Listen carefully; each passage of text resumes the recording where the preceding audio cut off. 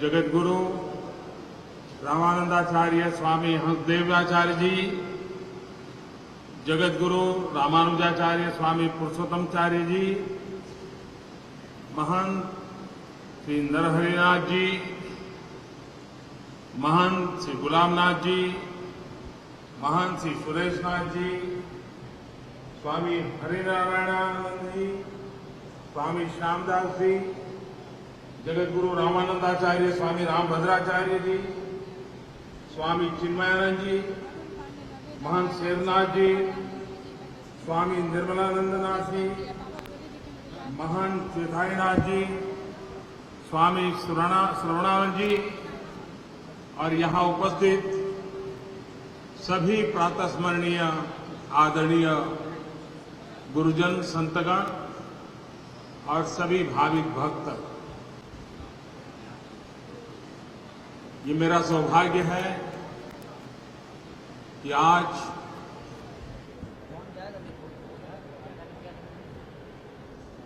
हम सबके प्रेरणा पुरुष परम पूज्य अवैधनाथ जी महाराज जी का प्रतिमा का अनावरण करने के निमित्त आप सबके आशीर्वाद पाने का मुझे अवसर मिला।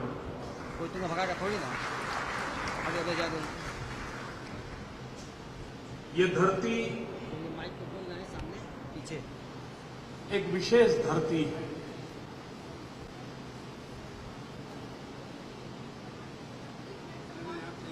बुद्ध हो, महावीर हो, कबीर हो, हर किसी का इससे किसी न किसी रूप में अटूट नाता रहा।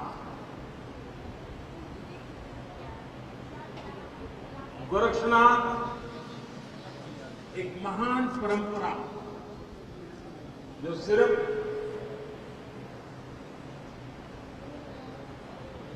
व्यक्ति की उन्नति नहीं,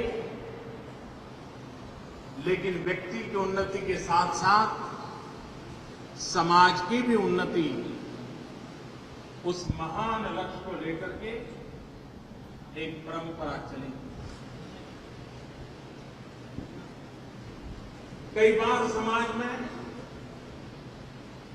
परंपराओं का जब दीर्घकाल हो जाता है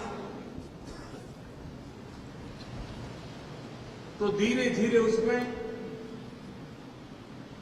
कुछ कमियां आना शुरू हो जाती हैं, कुछ कठिनाइयां आना शुरू हो जाती हैं। लेकिन जब परंपरा के आदर्शों को, नियमों को पूरी तरह पालन किया जाता है तो उन परंपराओं को परिस्थितियों के दबाव से मुक्त रखा जा सकता है।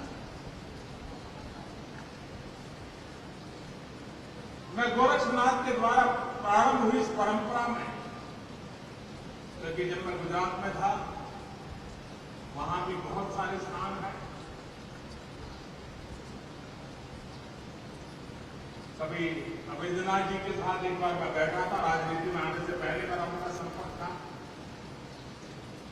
इस पूरी व्यवस्था का संचालन कैसे होता है, नीति नियमों का पालन कैसे होता है, इस परंपरा से निकला हुआ संत कहीं पर भी हो उसकी पूरी जानकारी कैसे रखी जाती है, उसको कोई भी आर्थिक संकट हो तो कैसे उसको मदद पहुंचाई जाती है, और एक कैसी ऑर्गेनाइज वे में व्यवस्था है, वो कभी मैंने महंत जी के पास से सुना था।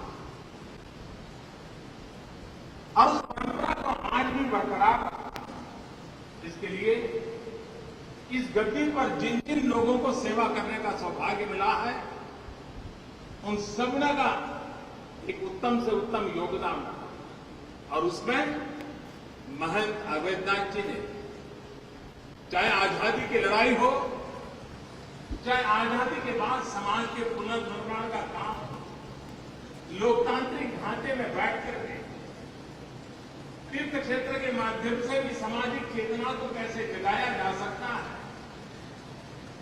और बदली हुई परिस्थिति पहुंचाया जा सकता है, उस पहलू को देखते हुए उन्होंने अपने जीवन में इस एक आयाम को भी जोड़ा था, जिसको आज योगी जी भी आगे बढ़ा रहे हैं।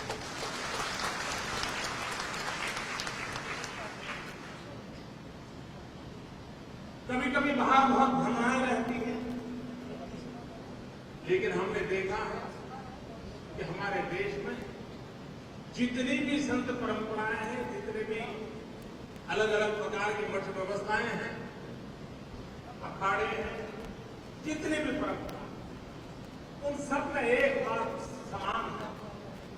कभी भी कोई गरीब व्यक्ति, कोई भूखा व्यक्ति इनके द्वार से कभी बिना खाए लौटता नहीं। उनके पास कुछ हो या न हो, संत किसी झोपड़ी में बैठा होगा, लेकिन पहला सवाल पूछेगा, क्या प्रसाद लेकर के जाओगे? ये एक महान परंपरा समाज के प्रति संवेदना में से प्रकट होती है, और वही परंपरा जो समाज के प्रति भक्ति सिखाती है, जो समाज का कल्याण करने के लिए व्यवस्थाओं को आहूत करती है, वही व्यवस्थाएं चिरंजीव रहती हैं। हमारे देश में हर व्यवस्था ने समयानुकूल परिवर्तन किया, हर परिवर्तन को स्वीकार किया। जहां विज्ञान की जरूरत पड़ी, विज्ञान को स्वीकार किया। जहां सामाजिक सोच में बदलाव की जरूरत पड़ी, उसको भी करना है।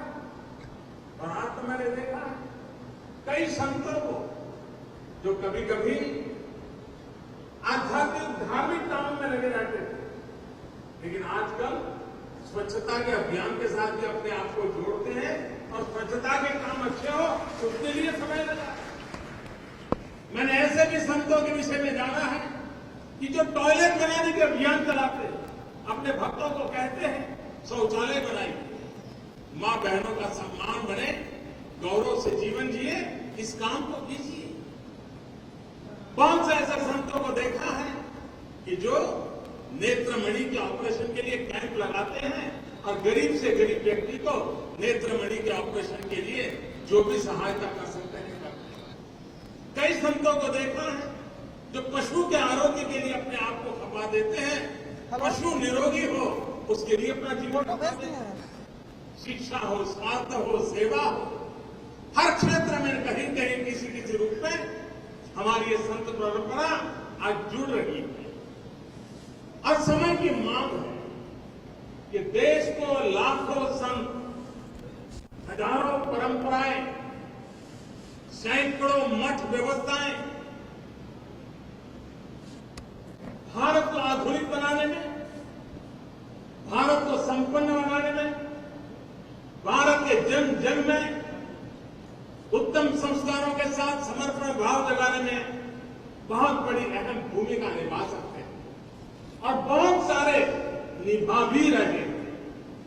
और यही बात है जो देश के भविष्य के लिए एक अच्छी ताकत के रूप में उभर करके आती है। महंत अवैधनाथ जी पूरा समय समाज के सुख दुख की चर्चा किया करते थे, चिंता किया करते थे, उससे रास्ते खोजने का प्रयास करते थे, और जो भी अच्छा करते हैं उनको प्रोत्साहन देना, उनको पुरस्कृत करना और उस अच्छे काम के लिए लगाए रखना, ये उनका जीवन भर काम रहा। आज मेरा सौभाग्य है जो उनकी प्रतिमा का अनावरण हुआ, मुझे भी पुष्पांजलि का सौभाग्य मिला। और इस धरती तो तपस्या की धरती है, अखंड ज्योति की धरती है, अविरत प्रेरणा की धरती है, अविरत सत्कार्यों को पुरस्कृत करने वाली धरती है। उस धरती को नमन करते हुए, आप सबको प्रणाम करते हुए मैं मेरी वाणी को विराम देता हूं। बहुत बहुत धन्यवाद।